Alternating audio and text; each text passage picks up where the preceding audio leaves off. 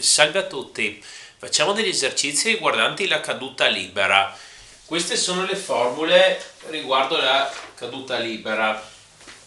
Allora, diciamo che lanciamo un sasso in un pozzo e questo pozzo è profondo 80 metri.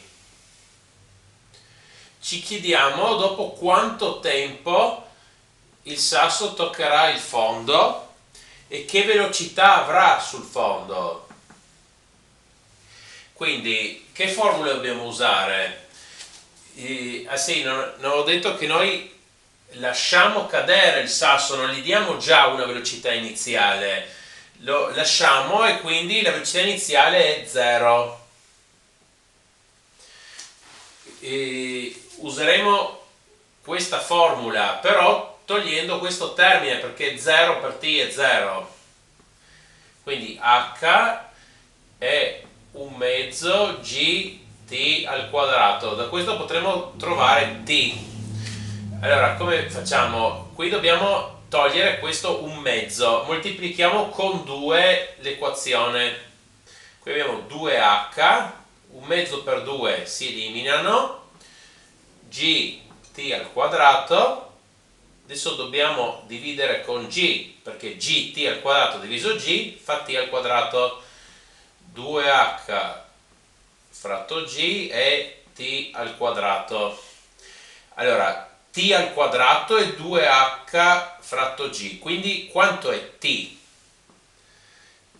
L'operazione inversa di mettere al quadrato è fare la radice quadrata. T è radice quadrata di 2h fratto g. Adesso calcoliamo il valore. T è radice quadrata di 2 per 80 metri fratto... per questi esercizi, per semplificare, arrotondiamo g a 10 metri al secondo al quadrato per fare più semplici calcoli. Poi tanto volendo con la calcolatrice potete calcolare anche i valori più precisi. Allora, quindi qui abbiamo metri, cioè voglio dire, se noi facciamo il calcolo con le unità di misura, cosa otteniamo? Proviamo a farlo più nel dettaglio. Allora, qui comunque abbiamo 2 per 80 e 160 diviso 10 fa 16. Qui abbiamo metri, invece che diviso facciamo per secondi al quadrato fratto metri. Adesso metri e metri si semplificano e abbiamo radice quadrata di 16 secondi al quadrato. La radice quadrata di 16 è 4 e radice di secondi al quadrato è secondi, quindi il tempo è 4 secondi per arrivare in modo che tocca il fondo. E il sasso tocca il fondo. Adesso la velocità finale quanto è? Beh, usiamo questa formula considerando che v0 è uguale a 0, quindi v è gt.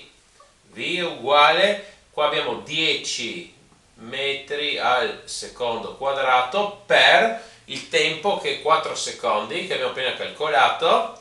Qui i secondi alla prima si eliminano e qui i secondi alla seconda potenza si elimina la potenza e quindi otteniamo metri al secondo. 10 per 4 è 40 metri al secondo. Poi facciamo ancora un esercizio.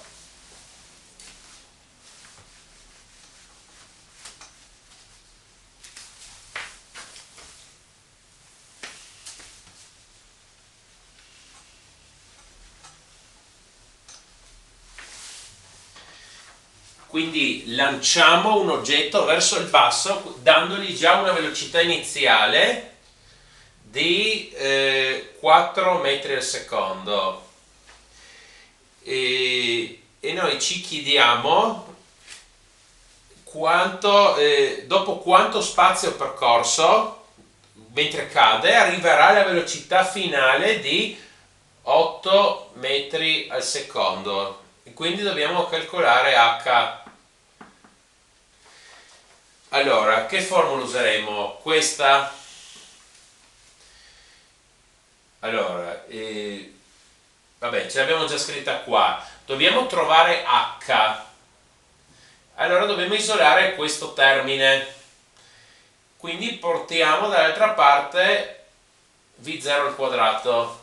V al quadrato meno v0 al quadrato, perché va dall'altra parte e cambia di segno, è uguale 2gh.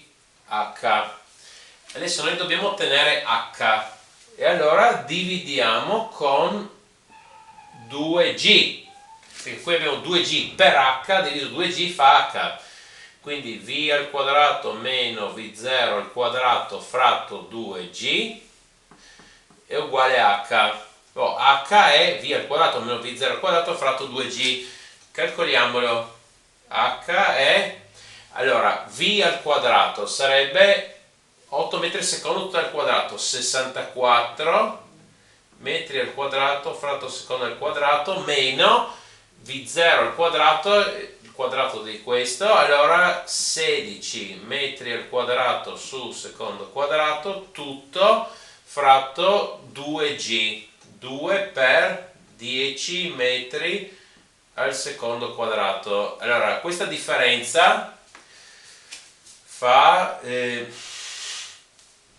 48.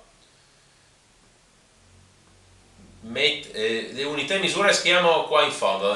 48, qua 2 per 10 fa 20. Facciamo il calcolo unità di misura. Qui questa differenza mi darà metri al quadrato su secondi al quadrato, e invece di dividere moltiplico con questa unità e con questa frazione invertita, secondi al quadrato fratto metri. Qua si semplifica il secondo al quadrato, qua i metri a prima vanno via, i metri a seconda dentro metri a prima, quindi otteniamo un valore in metri che è giusto. 48 diviso 20 fa 2,4 metri. Per favore mettete un mi piace e iscrivetevi, grazie.